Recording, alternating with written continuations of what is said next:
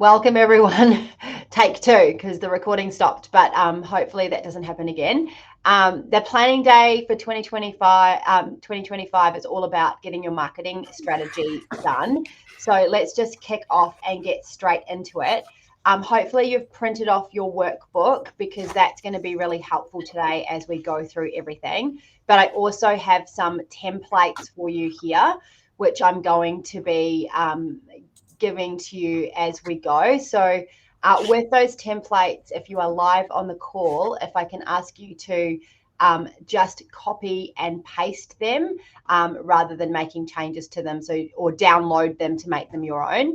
Otherwise, you'll change them for everybody. So let's get stuck into it because we've got a lot to cover off today.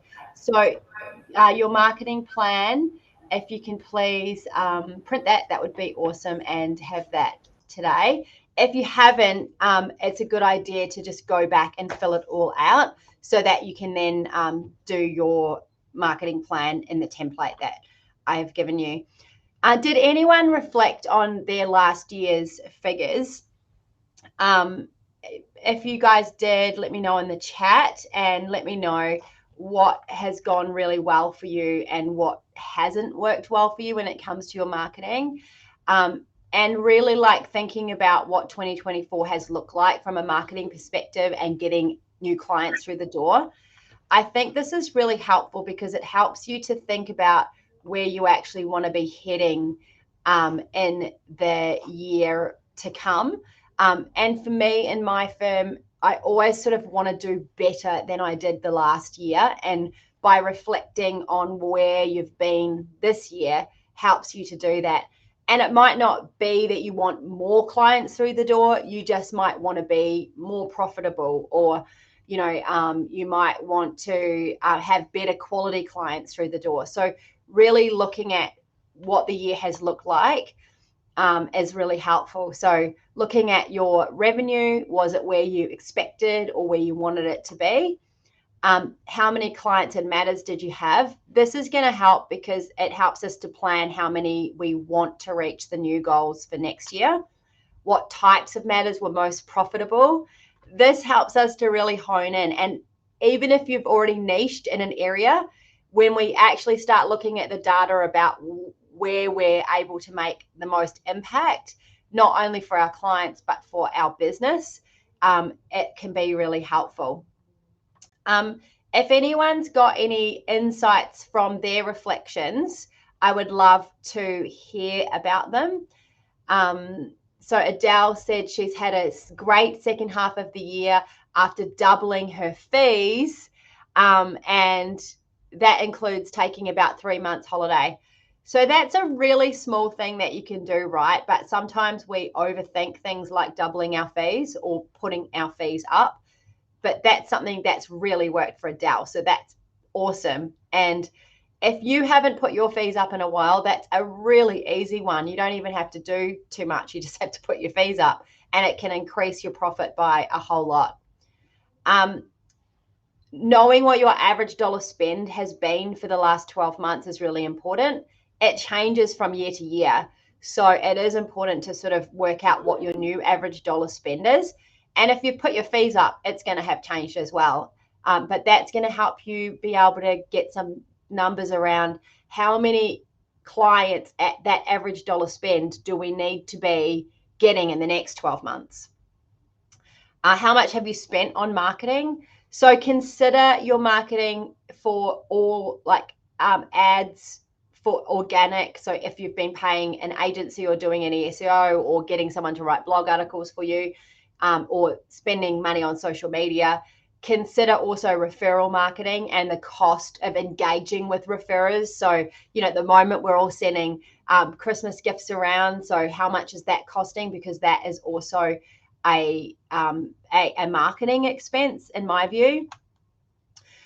Which marketing strategies generated the best return on investment for you? I'd love to hear from you guys as to which ones these were. Bernadette said they've had more testamentary trust matters and more high value matters, which has increased profit substantially.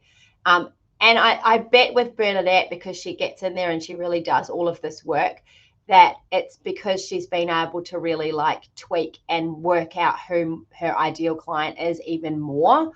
So it's not like a one and done scenario. It's something that you continue to tweak and work on, which is really awesome. And what efforts have not got you results? I think it's important to look at this for a couple of reasons. One, so that you can avoid it if it really hasn't been a winner. But two, maybe reflecting on why it hasn't worked. Did you only try it for 2 months? Have you not had consistency? What's the actual reason? Because sometimes it can feel like we can put a lot of effort into something, but if we haven't been consistent with our marketing effort, it's not going to work. So really sort of thinking about that. So yeah, tracking all of that is absolute key. So if anyone has any insights from their firm, I would love to hear them as to what's worked really well for you and what hasn't. So as you guys know, because you've all done the revenue launchpad where we talk about brand authority, we talk about marketing, marketing genius and implementing those 3 marketing strategies. We talk about building a team, and we talk about delivery of service, automating your systems, and finance and data. So just a little overview of your firm on a whole. So this is not just marketing, but this is across all those 3 sections, which is really marketing, team, and then automating your firm. How is your firm tracking this year, do you think? I think it's really good to reflect and really think about this, because what it allows you to do is it allows you to see where the chain is weak and where you're doing really well. So in the next 90 days, what is really going to need your attention here? So one being you need attention on this area, and 10 being you're killing it and doing really well. So your tracker should look something like this. I've never done this exercise for the firm where we are 10, 10, 10, 10. There's always something to work on, because while we might be really great in brand authority, you can then be dropping off in, say, your referral marketing. And so you're not really ticking all the marketing boxes. So just having, a think about that and where your firm is at. This will also help you to really think about, over the holidays, if you want to get into some scalable law masterclasses, where should you be spending your time and efforts?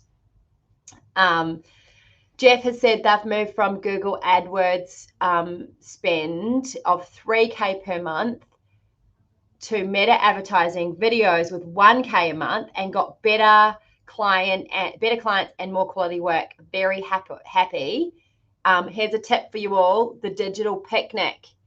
So that's an agency that Jeff is really happy with, which is great to hear, because sometimes they are far and few between. So thanks for sharing that hot tip for everyone. And that's awesome that's worked. Because the Google AdWords and the Meta are 2 different types of advertising, both paid, which we're going to get into, but if that's working for you. So Jeff, can you just come off hold for a second? Are you doing ads where it's like got a call to action to ring and book an appointment straight away, or are you getting them into a funnel in a different way?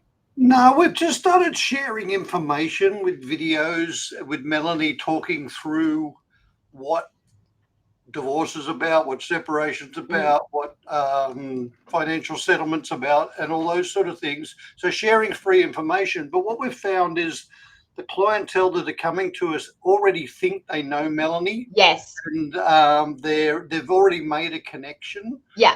So that's the awesome. video aspect of that is really, really working, because they get a connection. They've already just sort of half decided that they want Melanie to look after them. Yeah. We've even had we've had more matters now wanting to switch lawyers, because they're looking because they feel confident with her and she's built trust. The way she's presenting on the videos, and she's in court all this week with a 4-day hearing, but tomorrow she's at home doing more videos. So because she's That's got to keep it awesome. up now. So that's the way it's sort of working. But the quality client is much better than That's the awesome. Google ads was very random. Yeah. So brand authority is working for you. So Yep. you can give yourself a 9 or a 10. I mean, but there's always work to be done, right? Yeah, no, it's That's constant. awesome. Thank you for that. And that's a little potential plug for the Bali retreat for those who want to come and create content for a few days. Anyway, how is your firm tracking? Does anyone want to share quickly where they're really great, and or share in the chat where you're really great and where you feel like you need to do more work?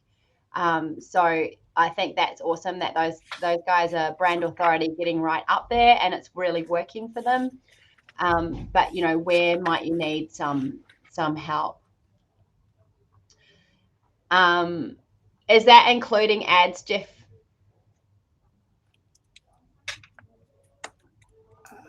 Ads are 1,000. We've kept our ad spend at 1,000, so we're spending $4 grand in total. Yeah. Okay. Cool. On that. Yep. It's expensive, but it's working, so that's great. So setting your goals for 2025. I just want you to do a quick kind of little goal set and think about 5 top goals for 2025 for your law firm. So obviously you might have a revenue goal in there, and then you might have some other goals as well. So you might have a freedom goal, improve work-life balance, a brand authority goal. So we've heard from Jeff, and that's a great goal to put in place. Maybe thought leadership, improved profit margins. So what are 5 goals that you've got for the next 12 months when it comes to attracting, more clients and creating a firm that you really love? Because hopefully the marketing plan can support those goals. And whatever is outside of the marketing plan today in terms of goals, then you can go into the Scalable Business Lounge and find masterclasses that can help support those goals. And I'd love to hear from you all as to what some of your goals are in the chat. So definitely let me know, because I would love that. Paul, generating and converting quality leads through BNI. That's awesome. However, can get better at video content. So what's working for you is those relationships through BNI and converting, getting great leads. And what's not working for you at the moment is that you're not doing it probably enough online stuff, and that's where you want to improve. So that's really, really cool. And those are some great, probably you can add those to some of your goals. So does anyone want to pop in the chat your 5 goals for your firm, and put your mind to that? So optimizing automation, passive income, love that, Adele, team, work-life balance, and 20% increase on revenue. Those are awesome goals. And so today we're going to be working on getting 20% more revenue into your firm with your marketing plan. Love to hear anyone else's that they've got. So I'm just going to quickly go through this, because you guys should definitely know all of this if you've done the revenue launch pad with the data. But I just want to remind you, because if you are not on top of your data, I'm really encouraging you to make that a plan for the next 90 days. Just whipping back to Bernadette, she didn't have a good 2023, hiring quickly and firing slowly. Yeah, that's never good for any of us. So 2024, I've worked on keeping my team as it is, worked on freedom, including a family holiday to Europe, while increasing our profit. That's awesome. That's really cool.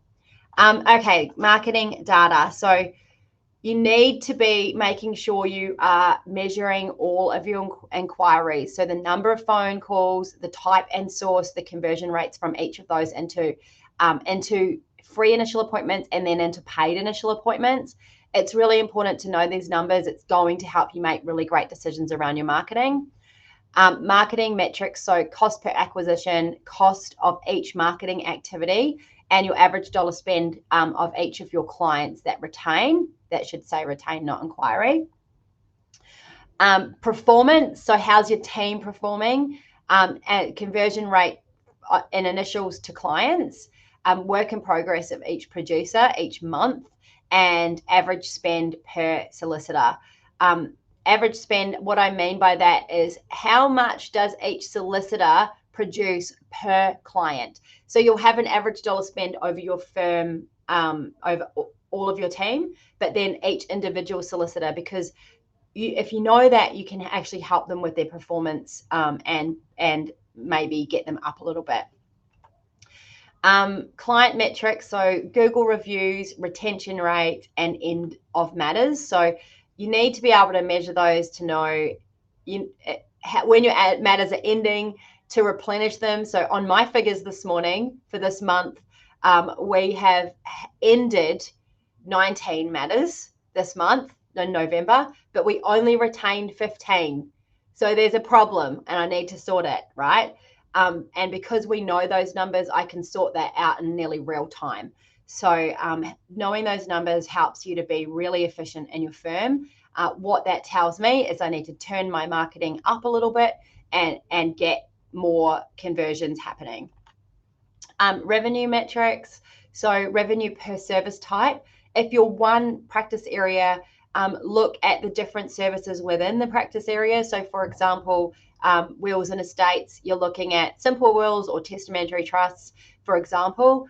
And so go through and have a look at where you're making the most profit, and really what you should be pushing out there in terms of your marketing, and then marketing spend and revenue.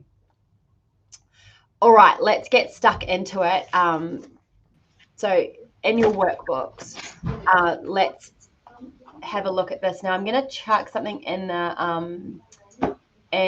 the, where is it? So I've got this spreadsheet for you. Ultimately, everything that you're going to be writing down needs to be put into the spreadsheet. Ideally, you want to have this done before the end of the year, so that you can hit the ground running. So I'm going to give you the link, and if you can please make sure that you just download it onto your own desktop so that we don't mess with this sheet. And we're going to work our way through it, and by the end you'll have a complete plan for next year. So we want to be focusing on 3 marketing types. We don't want to be putting all of our eggs in one basket. That is for sure, especially as we're growing as a firm. So by that, I mean, don't just rely on a handful of referrals, or don't just rely on the Google ads, and don't just rely on your organic marketing. Make sure you've got a little spread of all of them, and obviously do what works best for you, but you want to make sure that in case anything happens to any of these channels for any reason, that you have a backup plan, because you've also got other strong channels. I guess it's kind of like if we had one leg, we'd be wobbly, but with 3, we're going to be a lot more stable as a business, right? So we're going to be talking and planning out organic and content. So that's all about your brand authority, your SEO, your website, making sure that people know exactly who you are and what you offer. Referral marketing, and being really intentional around it, not just waiting for word of mouth to happen naturally, and paid. So we're going to be talking about all of those things and planning them out. So your organic and content marketing, I have a really cool strategy for you guys that's just going to simplify things. And the sheet that you've just downloaded, this one here, which I can see that you're all in, which is awesome, is set up for this purpose. So, so the strategy is this. We want one amazing idea and focus area per month. So the month of January, the month of February, one main focus idea per month. So here's some examples of what those focus ideas could be. And I have got a really cool swipe sheet for you all to make your life super easy. with a whole lot of ideas for different practice areas. And so just focusing on the one idea per month. So grab that swipe file and again, just download it. And you can use it, you can change it, tweak it, make it your own. And then we want to turn that one big idea per month into 4 pieces of content for the month. And we want those to be your main content pieces. So that's exactly the same as what we teach in the Revenue Launchpad in section 2 or module 2 of the program, where we're really focusing on either doing video content, so exactly what Jeff is doing in his firm, or a podcast. So at Collective Family Law, we have a podcast. And so video or a podcast is ideal. The reason being, and Jeff has already touched on it, which is really great. He's done all the work for me.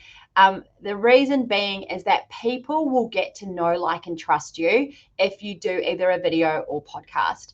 Now, for us, it's super easy. It's absolutely not rocket science. It's not complicated. So there is an entire masterclasses inside the Scalable Business Lounge on how to do a podcast and set it up, and also how to do a video and set it all up. You can have like a little setup in your office so that it's there permanently. And what I would suggest with either video or a podcast is that you take your one main idea, and then you create 4 monthly headlines, and you record that video or that podcast just in one sitting. And it really doesn't need to take more than an hour. You don't have to do a podcast that's an hour long. No one's listening to hour-long podcasts. Video content, it doesn't need to be more than 3 or 4 minutes, realistically. And then all you have to do is send those off to someone to edit them. So I've got an editor that I can give you for the podcast. A couple of the lawyers here use this editor, who happens to be my university son, who is looking for work. He does my Scalable Law podcast and the Collective Family Law podcast and a few other lawyers' podcasts. So, and he's cheap. So if you want that number, or just hop on Fiverr and get someone to edit your podcast or your video for you. It doesn't have to be super crazy expensive or time consuming. So the one big idea, then cut into 4 monthly pieces. And then from there, you can create multiple throughout the week. So here's some ideas on how to break it down over a week. So you'll end up with, have I got another slide? You'll end up with some social media content. You'll end up with an email newsletter. So what we do is we get our podcast, we transcribe it using AI. We just upload it and it transcribes the whole thing. We then turn it into a blog article. We turn it into an email out to our people, and then we turn it into social media content. And you can also use this idea for social media content too. So you can take that one headline and then, do some frequently asked questions about that headline, do an industry update about that headline, find a quote about that headline, for example, and go from there. So it's just keeping it super, super easy. And these are all the platforms that you have the choice of. However, you only want to put it on platforms where your people are going to be. So your website, yes. And if your people are on Instagram or your people are on LinkedIn, put it there. If your people are not on TikTok, don't put it there. Just go out to where your people are actually hanging out. But remember, you've already got the batch of content, and then pushing it out onto platforms is actually quite simple, especially if you're using a program to help you do that, which is what we do. Does that all make sense? And does anyone have any questions about creating content really easily? So in your workbook, there is a page where I encourage you to create your 12 focus ideas. And then in here, you can put your focus, so your revenue goal for the month along the top, your marketing budget for the month, and then along the bottom here, put your focus topic, and then you can put in what you're doing throughout the months. And pretty much you could copy and paste each month and try and do the same every month.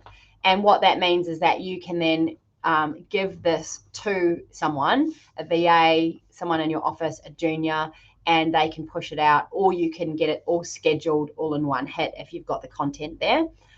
So with your content marketing, here is the weeks to start going through. So January, and go through what you're going to do for the week and where you're going to place things. So that just makes it super clear. And if you've got that for the whole year, just using that one idea, it can be done very quickly. So let's move on to referral marketing. I'll just check if anyone's got any questions. If you're doing the podcast video and the prospective client therefore forms a relationship with you, are they then disappointed when you pass them over to another lawyer or never actually get to talk to them about their matter? No, they're not. And it's all about how you deliver that when you are doing the initial appointment with them. So for us, our podcast is actually now done by one of our senior associates. She obviously only retains clients that she keeps, but people still come to the firm through the podcast and all the organic content that's created from that piece of content. But they get booked in with anyone in the firm. So it's really about how you create that expectation when they phone the office as well. And if you do the initial appointment, how you create that expectation that the file's going to be run by someone else. When I was doing initial appointments myself, the way that I would deal with that would be saying to them that, this lawyer is really great. They're going to be way more cost effective than me. They're also a lot more available. So you're going to get a much better service from having someone who's really focusing just on your legal matter rather than me who's focusing also on the business. So I would just sort of say something like that, and people were quite happy to go with someone else in my firm. And I'd say, I'm overseeing and overlooking the matters. Nick says, how quickly do you see results from new content that is new clients? This organic marketing piece does take time, because you've got to build a bank up of content and you've got to be consistent with it. But you will start seeing a result, I think, in like 90 days or less. And not only will you see a result that quickly in terms of clients, but you'll start getting a lot of feedback from referrers and other people around that have noticed what you're doing, and that will really encourage you to keep going. So as soon as you start getting clients through the door from your content, it will really encourage you. So it doesn't take long at all. Okay, referral marketing. So the main thing I want to talk about referral marketing, because I think so many of us think everyone gets these amazing word of mouth referrals, and maybe you feel like you're not getting as many. But the thing about referral marketing is that we actually have to be really, really intentional. And I want you to be intentional for 2025. So actually creating, so you didn't ask for any referrals. So make sure that you're out there and actually creating relationships. So create a referral hit list. So in your book here, you have got a referral marketing hit list. And what I want you to create is really put in your mind who you can hit up in terms of industry. So thinking about if you're real estate, mortgage brokers, real estate agents, if you're estate planning, financial planners, who is a really good referrer for you, and write down that list and be really intentional with that list. I do have a really great little swipe file for you all, which again, just if you can download it. So this is some ideas around different areas who you might be able to put on your list. Now, from this list, what I want you to do is hop into LinkedIn. Even if you're not out there on LinkedIn yet a lot, but you know, in 2025 you are going to be. So get into LinkedIn and find these people in your local community. So if you're a family lawyer, hop into LinkedIn and find all the mortgage brokers that are around you and friend them on LinkedIn. Because when you start posting, you're going to create some momentum and they're going to start seeing what you're posting and you're going to start becoming top of mind, especially if you're doing video or a podcast as well, and really creating that authority for yourself and your market.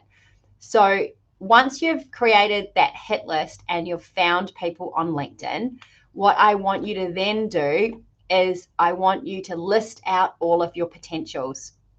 Now, this seems very intentional, and it is very intentional. This is the way that you are going to grow your relationships in 2025. So if you're thinking about what's worked for you this year and you've received a whole lot of referrals, imagine if you doubled your referral sources in the next 12 months. Imagine if you've got 10 referral sources now, imagine if you had 20 referral sources bringing you work. How would that change your business? I say that would change your business substantially. So list out your potentials, and I would say list at least 20 people, because some of those people are going to be lost leaders. They're going to have great referrers already that they send work to. They may not be able to be infiltrated, and they, you just might never be able to crack a relationship with them. And whenever I've done this and been really intentional, there's just some people that you're not going to be able to get in front of, or that aren't going to, you're not going to gel with or whatever. So once you've got your list, what do you do then? How do we actually get in front of these people? So think about as well if there's anyone on your periphery, like you've been to events and you've seen them around, or you've had a light introduction, but you don't really know them that well. Think about those people that could potentially be good referrers and that you could create a referral relationship with. And then the next thing I want you to list is a whole lot of industry events that you can support throughout the year. I find that this is the best way for my firm, and easiest way for me as an individual to get in front of people. So using that list, so we've got a running list on Google Docs that we use in my firm, and the running list is people we want to get to know, and it's also people who have referred us the odd job throughout the year. And it's those types of people, and we keep updating that list all the time. And so then what we do is we commit to supporting some events. So we have a breakfast here, or there's some, other sort of lunches and things like that that maybe run 8 or 6 times a year or something. Pick an event and just commit to buying a table at it. It's particularly the breakfast ones are really inexpensive, and it's a great way of inviting people even if you don't know them that well. And everyone loves an invitation. If they don't take up the invitation, that's okay. You've invited them and you're now on their radar, right? So this works really well. And then also it's not like awkward. It's not awkward networking. It's not, try and mix a table together of people who can support each other and be a little bit of that rainmaker for those people. And, it can work really, really well. So this is what we do, and it really does help us. The other thing that we do, which we've been locking in now for the firm, is we do lunches in private dining rooms. For example, just organizing a lunch, the cost is probably a little bit more expensive than doing a table at an event, but it's more personable as well. And so we just find a local restaurant that has a private area, maybe 20 people, and then you have the floor. So you're able to do a little presentation, keep it short so it's not boring, but really explaining who you help. In the past, we've enabled, say, junior lawyers or associates to do that presentation, which is a really great learning for them. And yeah, that works really well for us. So in our planning schedule, we have 4 of these planned for 2025. So again, it's planned, it's a cost, but the return on that investment is pretty high because people really appreciate that kind of personal thing. So list out, what you want to be doing. Does anyone have any questions about being super intentional when it comes to their referral marketing? Nick, for the breakfast lunch events, do you have an agenda of certain things to talk about? Maybe an introduction of each person and maybe say something interesting. So we do that when it's the private lunch, as in our firm has a table at a private dining area. If it's an event where it's, people come, you have a coffee beforehand, so you do that mingle beforehand, and then you sit down at the table, there's not really any time for that. But I try and be the best host that I can be. The thing with those tables is that sometimes they're a table of 10, and I find 10 too much for me to host by myself. So I do try and take a staff person with me. The other thing to do, Nick, for you, Josh, those of you who have a smaller, you're solo still and you're just getting your team underway, what I've done in the past, which works brilliantly, is I have done it in partnership with another lawyer who can, so for example, for family law, I've done it in partnership with a litigation lawyer. So we've taken half a table each. What that means is that they're inviting people that are unknown to me, and I'm extending my network that way, and I'm inviting people. So then I'm only needing to host 4 people. They host 4 people, but then we get to meet each other's people and create a wider network. So that's worked really, really well. So, and it also reduces the cost. It reduces the responsibility of hosting so many people, because even when I just did one recently, and Adele, she's local, so she came along, and even on the morning of, you kind of sometimes think, oh, who have I invited? Because 10 people is a lot, right? And reception has helped me do the invitations. So, and who have I invited and who has responded? So you've got to kind of, keep an eye out for everybody, and it's a big room and it can be a bit of a struggle by yourself. So keeping it a bit smaller is a great idea.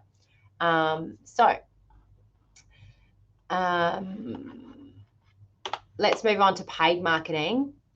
So I love paid marketing. I love paid marketing because all I have to do is pay money and it's done, and I don't have to do anything else. Whereas organic marketing, there's a bit of work. It's mostly outsourced by my team. My team do it. I then just approve it all. Referral marketing is the most onerous. That takes the most time. And sometimes you just don't feel like getting up at 6:30 to go for a breakfast. But hey, paid marketing, you just pay your money and you sit back and the calls come in. So that's why I love paid marketing. So with paid marketing, you do get, if it's done right, you get immediate traffic and targeted reach, which is another reason that I love it. It means that if you want to employ another team member because the right person just comes along, you can very easily turn the tap up if your marketing is working well for you, and you can get them in their seat and get a full file load for them quickly. So I really like this. So the platforms that we use are Google Ads and Facebook Ads. They're 2 completely different things, as Jeff and I were talking earlier about. So Google Ads capture people who are searching for you because they don't have a referral source. They don't know anyone who is a estate planning lawyer or a commercial lawyer or a family lawyer. they have to turn to Google. And the reason why I love this is that you are at the top of Google, and they are going to click on you, and you'll get calls. So with that though, again, it's making sure you get all the basics right so that you've got the right people ringing. Otherwise you can get a whole lot of tire kickers. Facebook ads are really, really awesome as well, but they work in a very different way. So Google ads rely on the person with the intent. Facebook ads relies on your targeting to make sure your targeting is right.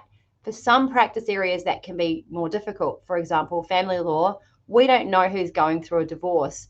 You can only target people like mums, or you can target people who say they've separated on there, but not that many people put their, their relationship status as separated, or I think there's a complicated separation, complicated relationship status as well. But you can't rely on that. And so with Facebook ads, it works very well for their authority, branding, targeting your geographical area. And if you are in commercial, it can work really well because you can target specific types of businesses or business owners. So looking at those two platforms and thinking about what might work for you.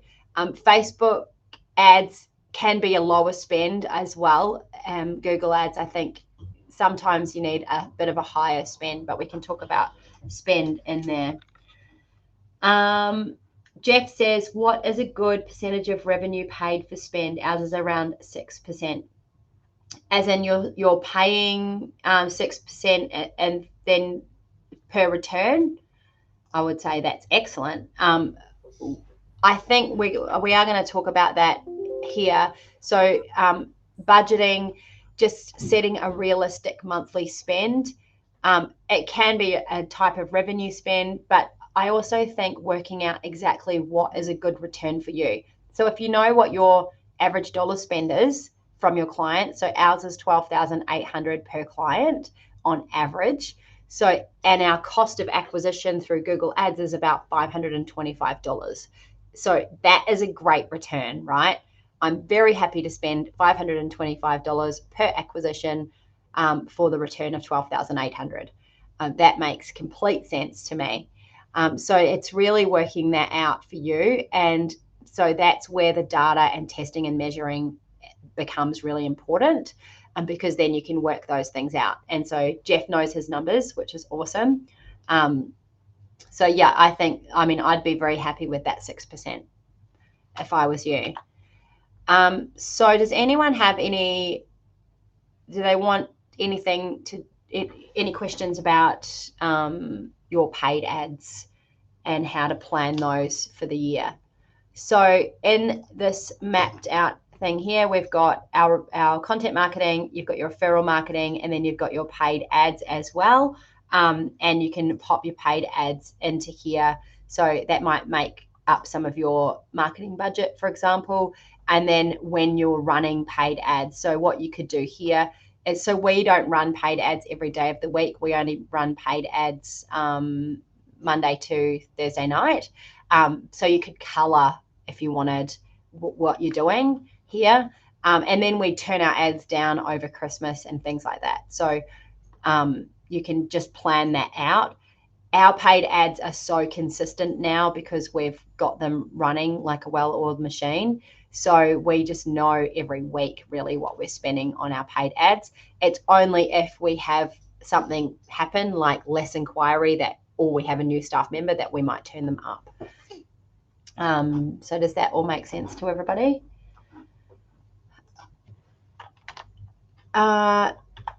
Right, so getting the basics right. So I really want to talk to you guys about this, because if you're spending money on ads, you're being really intentional with your referral marketing, and you are spending time on your organic, then you want to make sure that the basics are right, because you can be doing all of that perfectly, but then if, for example, they land on your website, but your website is loading really slow and they bounce off, you're just not going to get the result. So it's really important that you do a little bit of a check on everything, because sometimes things just break and fall apart. You know what happened to me once? I logged onto my website. I was with an agency doing some SEO. I logged onto my website and the phone number was like, our phone number starts with 0755. The phone number was like a Sydney phone number at the top of my website. And I rang the number and it was another law firm. It was not my law firm. And so the agency had obviously been doing some tweaking around and got mixed up between the firms that they were working for. So I don't know how long that was like that for, like a number of days, but things sometimes break. And so it's important that you have a regular check. We now have our website on a regular maintenance check, and we have it scheduled with a provider to make sure that all of these things are working right. So there's a checklist in your workbook, so you don't need to write it down too quickly, but make sure the website is loading really quickly, that there's clear call to actions above the fold. I've looked at many of your websites and simple things can make a big difference. Making sure that they can book a free appointment now through calendar, book it, that your phone number is clickable, like things like that. And that there's plenty of opportunity, that you're guiding your people to what you want them to do, which is ring me, book an appointment. Make sure your forms are working. So if you're using any of those forms, make sure they're going to the right email. Like, just double check some of those. You'll be surprised if you do a scout through your website how you'll find things that just aren't working. And imagine paying money for ads or doing all this great organic marketing or referrals going over to your website, and they bounce off because it's just too slow. With the loading, you can go onto Google and just type in check my website speed, and there'll be a whole lot of options where you can do a free check and put your website in, and it will come up with how quickly it's loading. If it's loading more than 2.5 seconds, it needs attention. And you can find someone on Fiverr for $100 to fix it for you, or less probably. So we do a lot of that kind of thing in our firm to get it all working properly.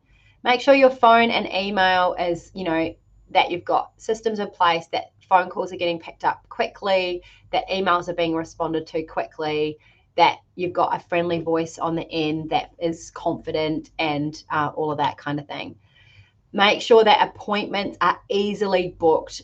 We've gone through phases here where it's been really out of control, like lawyers keep blocking their calendars. So then when people go onto Calendly, they can't find any time. People want to get in touch with you and now. And with our ads, that's one of the reasons that we don't advertise on the weekends anymore, because we were getting lots of inquiry, but then they weren't being able to be really properly locked in until Monday, and then those people would ghost us. So we do all of our advertising spend just in the 4 days to avoid that problem. And we make sure we also, and there's an entire masterclass on this in automations, where on your calendar app, and making sure that everything's streamlined. Don't give them too many options. Don't give them options of what solicitor to see. Just one option for the free appointment, 10-minute or 15-minute appointment, however it is that you're doing it. Just checking in to make sure everyone's still with me. Retainer process, making sure that you're getting your cost agreements out in a timely fashion, and that there's good follow-ups on those.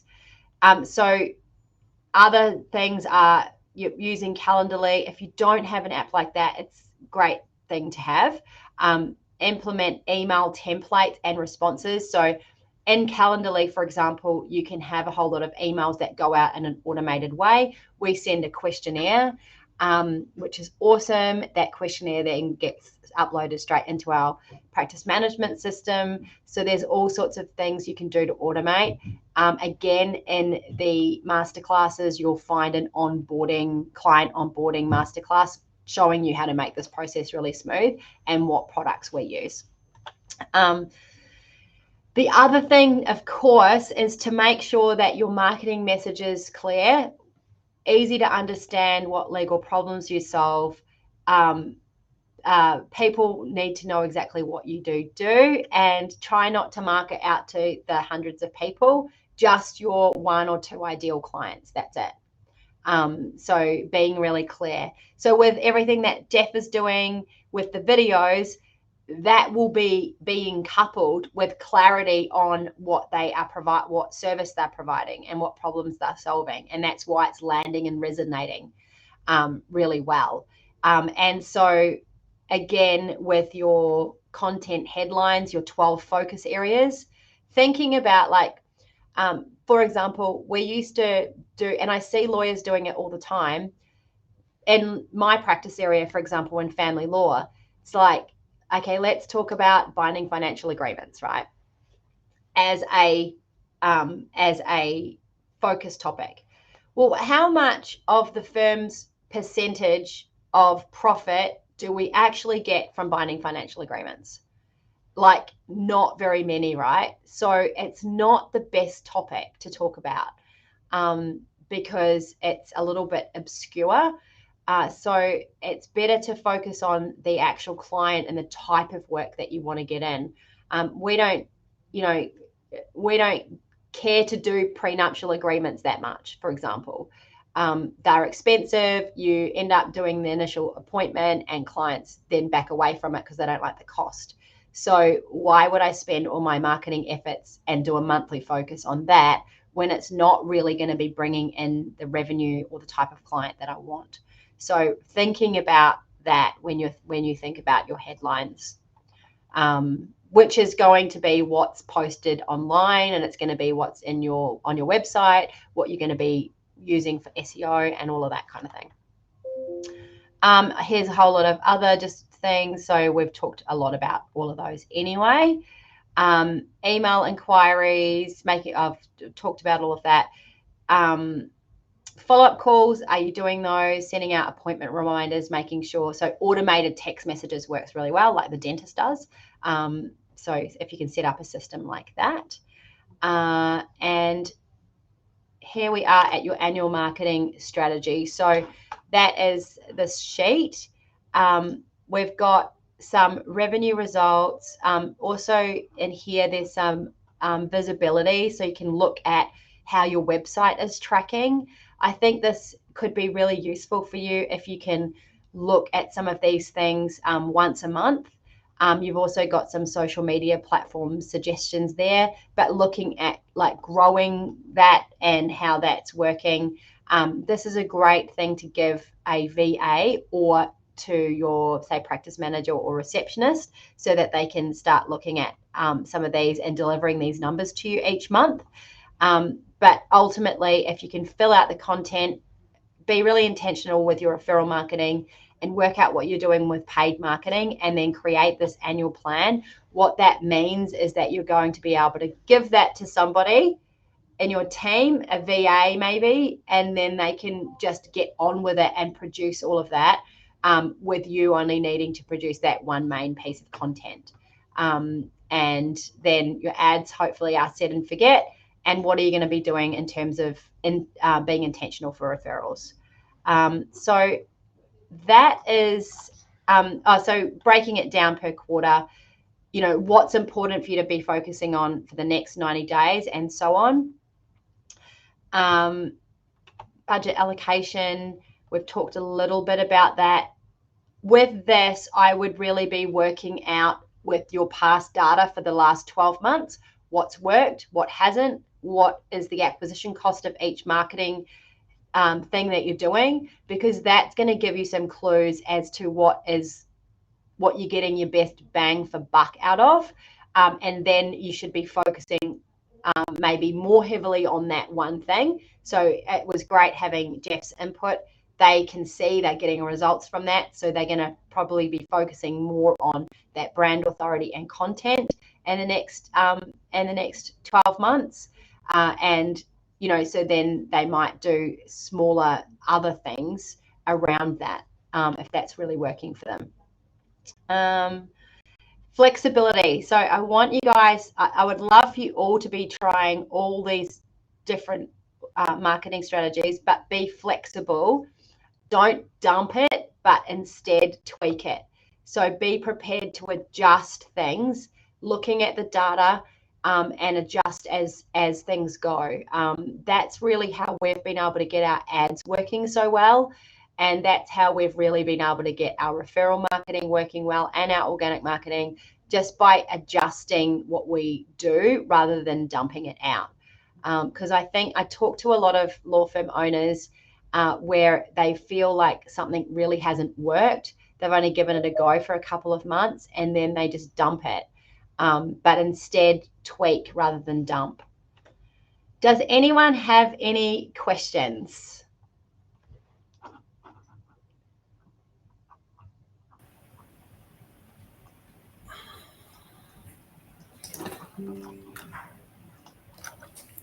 Hey, Paul. Hey, just quickly, I get extremely overwhelmed by the amount of resources you put. So in terms of the question, like, where would you start in terms of paid advertising? Would you hire a video content producer to assist you in getting that first step, or do you just rush straight in? So are you talking about paid ads or content creation? Just in general. Like, I just feel like there's just so much much to do. So yeah, if I was you, because you're great on your referral marketing, you've got really good referrers, I would work on the organic. So back to think this monthly focus. So what's a month? So just start here. What's the monthly focus? Yeah. Then, okay, I'm going to create so 4 main videos a week about that monthly focus. Yeah. And the main thing with video is that you just need good lighting. Yeah. Cool. And a nice little background, you know, but good lighting. You can even record it on your camera on your computer. Yeah. And so just start there. Yeah. Cool. So just work out what your monthly focuses are and then work out one day a month that you're going to record 4 videos. Yeah. Cool. Awesome. And then cascade it out from there. Yeah, just build from that. Yeah, so then you're then cascading by going and so, for example, if you had a good VA who knows what they're doing, you could give them that video content and they will cascade it out for you. Yeah, cool. I just actually put on a video. Because it is overwhelming on your own and doing all of it yourself, but they have to have something from you to be able to create. Yeah, yeah. I just put on a VA yesterday actually to help out with a few things. So she seems pretty on the ball. Awesome. So yeah, I'll do that definitely. Thank you. Yeah, awesome. Well, it was great seeing everybody, and I hope that's helped. I'd love to hear from you about your marketing plans for next year. But I would really encourage you to get onto this before the end of the year so that you've got January in place, ready to go. Because you don't want to get to January the 15th or whatever it is when you're coming back and you come back all brain fogged, and then before you know it, it's February and you've missed the first month. So definitely get onto that. And it was great seeing everyone today. Bye for now. Bye.